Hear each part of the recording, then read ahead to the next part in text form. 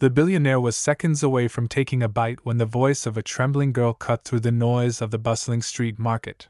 "Don't eat that!" Her warning was sharp, desperate, almost fearful. People turned. He froze. And that's how this story begins, with a billionaire who had everything, and a beggar girl who had nothing, but saw something he didn't. Before we continue this powerful story, make sure to like, share, and subscribe to Kindness Wave, where every story reminds us that kindness still matters. Ethan Cross had built empires from glass towers and glowing screens. But today, trying to escape his world of meetings and money, he found himself wandering through the old market in a small coastal town, alone, unrecognized, and strangely at peace. A vendor handed him a steaming skewer of street food. Ethan smiled, thankful for the simplicity. But then came that voice again.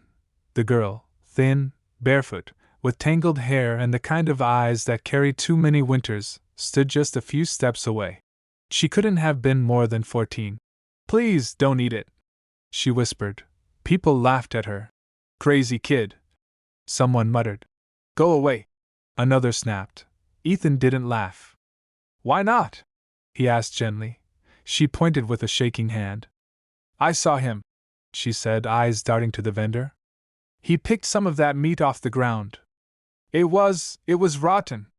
I tried to warn others, but no one listens to kids like me."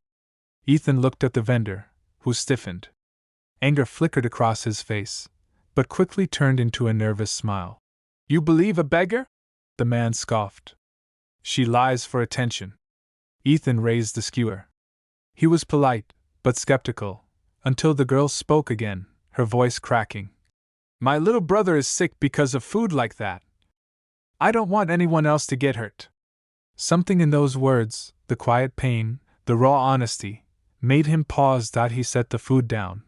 The vendor exploded in rage, shouting at the girl, calling her names. And when he raised his hand to strike her, Ethan stepped between them. "Enough," he said, calm but firm. "You're done here." Security guards from nearby shops recognized him and came running. The vendor fled, but the girl didn't run. She lowered her head as if expecting Ethan to yell at her next. Instead, he asked softly, "What's your name?" "Maya," she whispered. "I'm sorry." "For saving me?" He shook his head. "Thank you?" She blinked, stunned. No one had ever thanked her.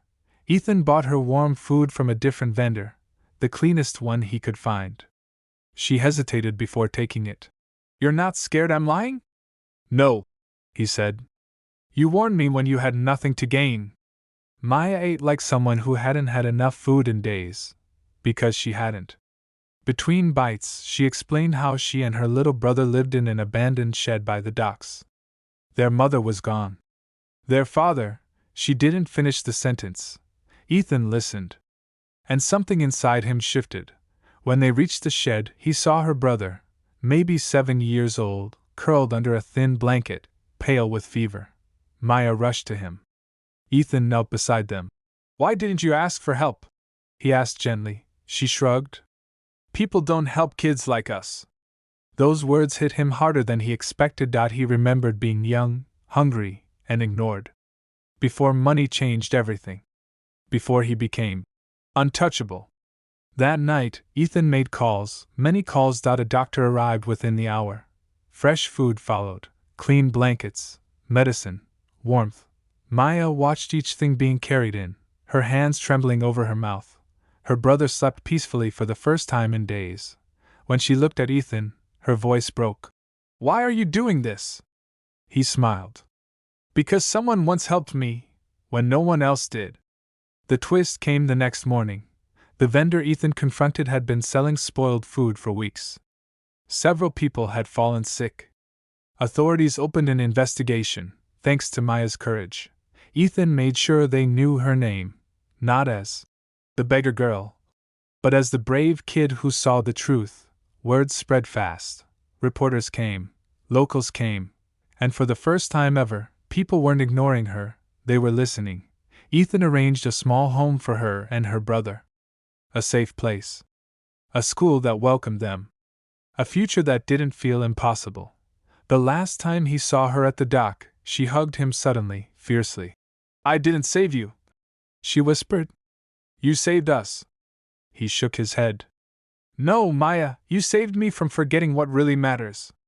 As Ethan walked away, watching sunlight rise across the water, he realized something simple, something powerful. Sometimes the greatest fortune isn't money. It's crossing paths with someone who reminds you to be human.